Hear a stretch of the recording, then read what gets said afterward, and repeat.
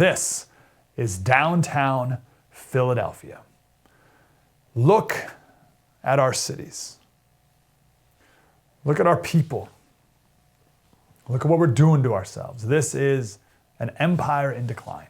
This is late stage empire, drugged out of our minds. But it's not just the downtrodden in our cities.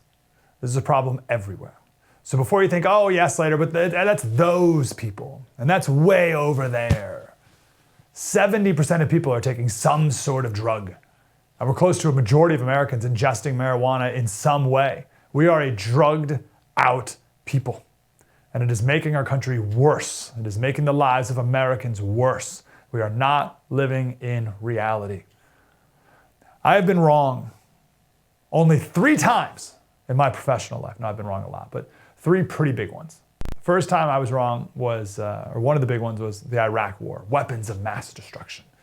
One of the lessons for me that I learned in the aftermath many years later was how I will believe something with no evidence, and how long the lengths I'll go to avoid having to admit I was wrong. How far I'll go, how long it will take for me before I will admit, ooh. And I vow to never take that long to admit I'm wrong ever again. The second thing I was very wrong about was gay marriage. I took the libertarian approach, thinking I was so smart, trying to thread some third way needle. Right? So you had the gay activist over here saying marriage can be whatever we want it to be. And then you had the religious nutcases over here saying marriage is between a man and a woman. We must defend it. And I found this clever third way of, yes, marriage is sacred. It's a church institution. Let's defend it inside our churches and let the state define it how they want to define it. And we'll define it however we want to define it, and everything will be fine. And I was wrong. I should have been a bigger supporter of the religious nutcases. They were right. And now I am a religious nutcase, so I guess it's okay. I should have been more vocal in my support, my defense of marriage as a man and a woman. But I just sat back and let the progressive left destroy another essential pillar of our culture.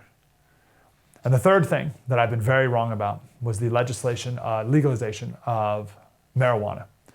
Again, I took what I thought was the clever libertarian approach. And there are 3 reasons why I supported the legalization of marijuana. I lived in California at the time. First was, if we legalize marijuana, it will undercut the Mexican drug cartels, right? They're selling this illicit, illegal thing. Let's make it not illegal anymore, and then there'll be no more cartels selling marijuana. We'll drive them out of business, right? Second reason I supported the legalization of marijuana was the medicinal purposes. People are sick, and if this provides some sort of relief as a medicine, then we should let people have it, right? And then I took it to the next level, and I said, well, hey, let's legalize all drugs while we're at it. This war on drugs hasn't worked. Very popular libertarian talking point. The war on drugs hasn't worked. It's a failure. It's as bad as prohibition of alcohol. I remember I watched the Ken Burns documentary and just replaced the word alcohol with marijuana, and it was the same thing. So we need to legalize all drugs, because if we legalize cocaine tomorrow, are you just going to go out and start using cocaine? No. So let's just legalize drugs. It's pointless. Hooey. Was I wrong about that? So let's go backwards through all 3 of those. Sure, I won't start using cocaine. You probably won't start using cocaine. But 10% of people will. And that's enough to be a disaster. If something is more available, there's going to be a certain percentage of people who will use it. People who don't have a conviction against it, if it's available, they will. And 10% of people, or whatever that number is, it's a lot of people that will have a drastic effect on families in our country. And we see it with the legalization even of marijuana. It's everywhere, every billboard, corner stores, all throughout our cities and outside cities. Kids eating gummies, going to the hospital. It's everywhere. Everywhere I go, smell marijuana. Literally, I go to parks everywhere. It's more prevalent than ever. Why? Because it's legalized now, so it's everywhere. And when it's everywhere, more people will use it. Second thing I thought was that, marijuana treats chronic pain. It'll make people feel better. No, it doesn't treat chronic pain. It's a placebo. Here's a major study that was done on that. It was a meta-analysis of 20 randomized controlled studies. So they took 20 different studies and analyzed the results. Just under 1,500 people with chronic pain. Some were given marijuana, some were given a placebo, and they had similar effects of pain relief. This is the director of the program in placebo studies at Harvard University. He said, with the exception of opioids, most pain-relieving medications are barely better than a placebo. We'll talk more about that one coming up, because you watching right now, you may be a person who uses marijuana in some form, a gummy or a vape or whatever, for pain, or your wife does, and you swear by it. You swear it works. Yeah, that's how placebos work. We'll talk more about that in a minute. The first thing I mentioned was we need to legalize marijuana because it will undercut the Mexican drug cartels. Far from it. Legalizing marijuana brought the cartels to operate in California. Like it was one thing when the cartels were in Mexico and then sending their marijuana over here. Now we've legalized growing marijuana. Now the cartels are growing it here. They're growing it in California. And I'm sure other Western states, and all the states, probably that it makes sense to grow in. Isn't that amazing? I thought we would make the cartels go out of business. They've come across the border. So the cartels are doing just fine. Recently, small town in California, inland, like the desert areas, and 2 Mexican gang members killed 6 people in one house in the middle of the night, including a 16-year-old running away with her 10-month-old baby in her arms, and they were both shot in the head. So the cartel violence is here as well. And foolish me thought that legalizing marijuana would stop all this. I was very wrong. Throw on top of this, something we'll talk about more later, kids are showing up to school high because of edibles and vaping and just how normalized marijuana is. Because here's why this is so prevalent. Marijuana was originally pitched as safe and natural and healthy, and it's a type of medicine. So kids have grown up now thinking, hey, it's good for me.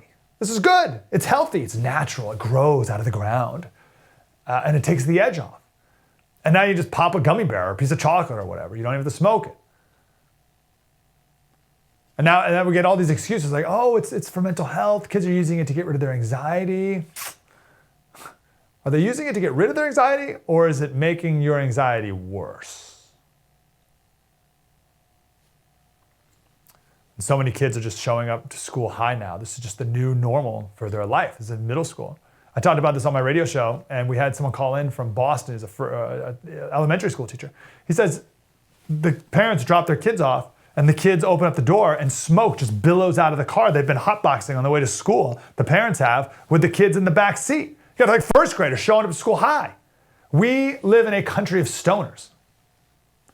Throw on top of this, in California, they just passed a law which decriminalizes magic mushrooms. This is great. Now we need people hallucinating. Why not? This is what we need in California. On top of all the madness and chaos we got going on, let's throw a bunch of people tripping out all day. That's a great ingredient to the mess that our society is already in. Psychedelics.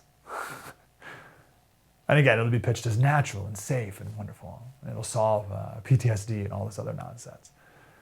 Then, if I may, and we've talked a lot about this before, fentanyl, killing 100,000 Americans a year. This is chemical warfare from China. It's chemical warfare.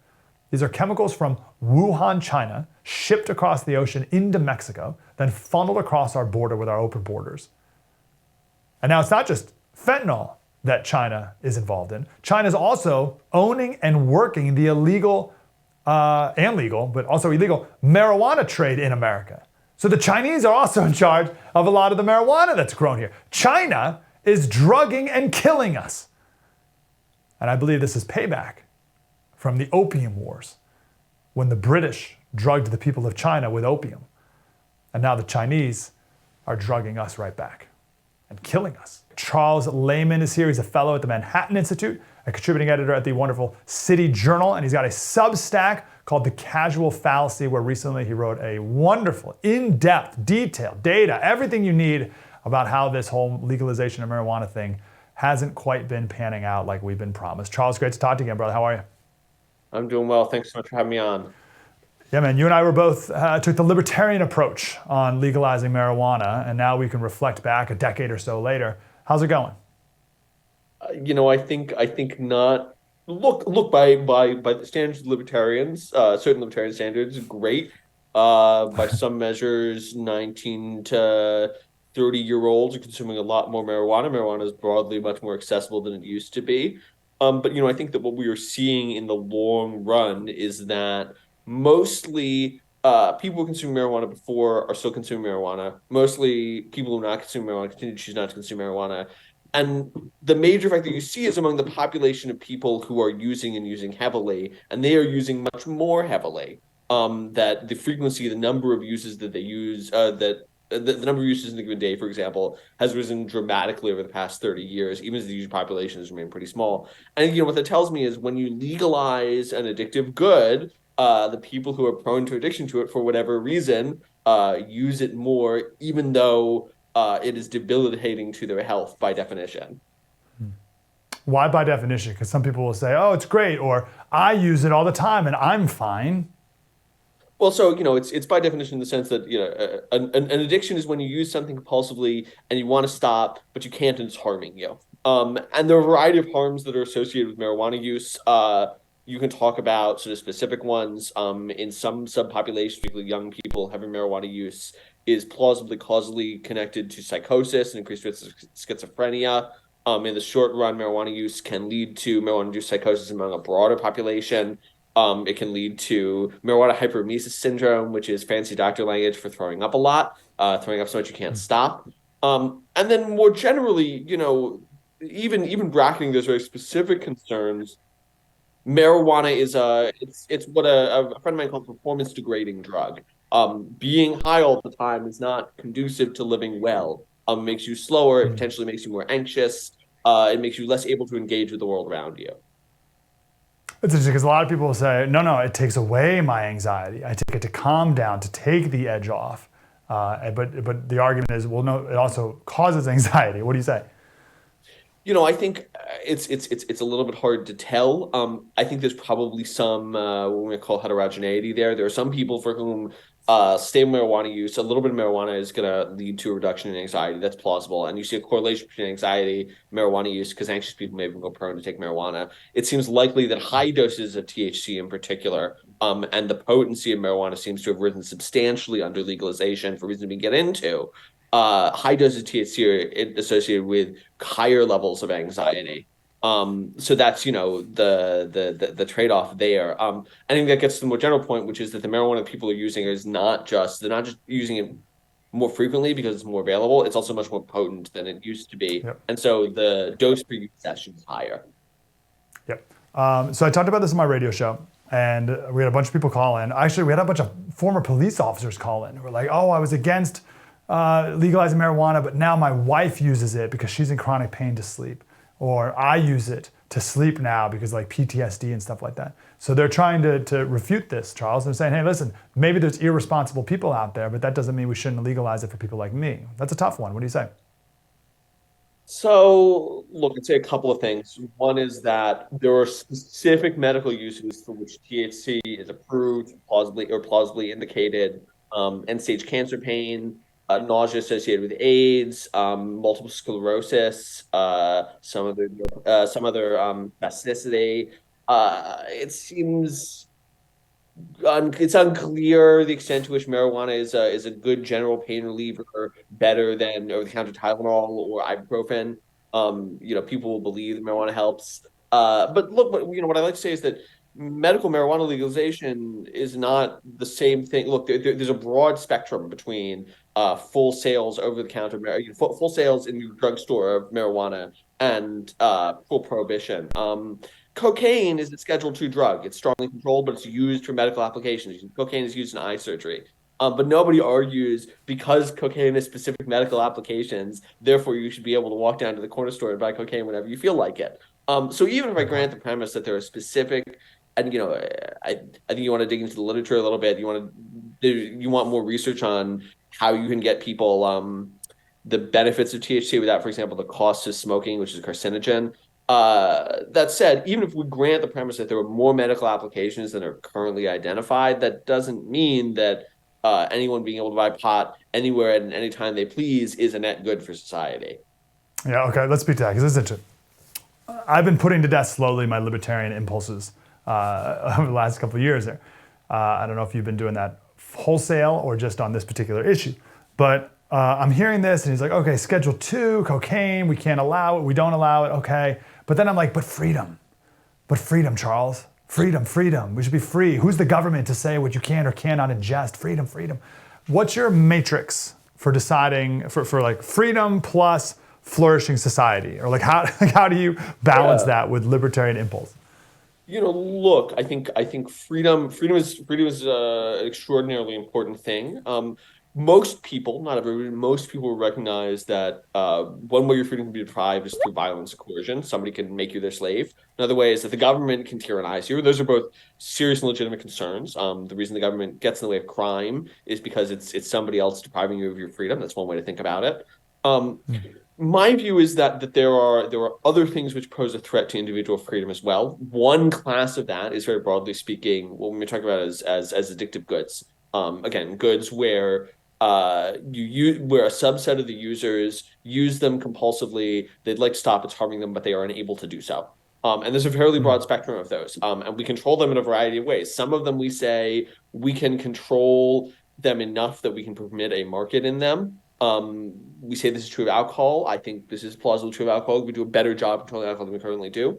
But some of them we say we simply cannot control them enough to have to be willing to accept the cost and freedom that comes with permitting, we should have prohibit them. This is clearly true of heroin. This is probably true of cocaine. That the deprivations associated with addiction to those substances are substantial enough that they outweigh the personal liberty interest. That the addiction associated with them is sufficient harm to your freedom to outweigh concerns about people should have the right to like consume stuff that they want to.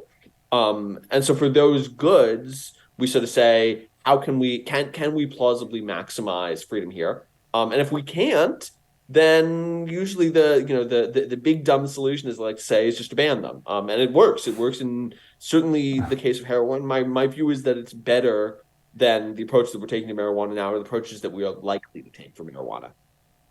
Really well said. Okay, let's bring in some other drugs. Let's bring in fentanyl. We're going to talk more about that with our next guest as well.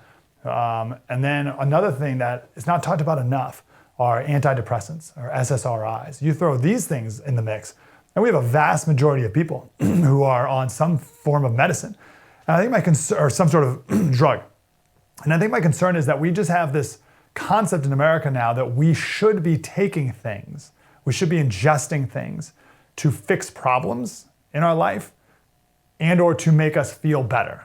So we feel bad, and just if I take a thing, it'll make it go away. And I don't like this mentality. Does that make sense to you? Yeah, look, what I'd say is on the one hand, I'm sympathetic to the idea that you should use tools that work. SSRIs, there's sort of a debate about how effective they are, but it seems like for at least some subset of the population, they are effective. For the sort of most severely depressed, they meet clinical standards of effectiveness.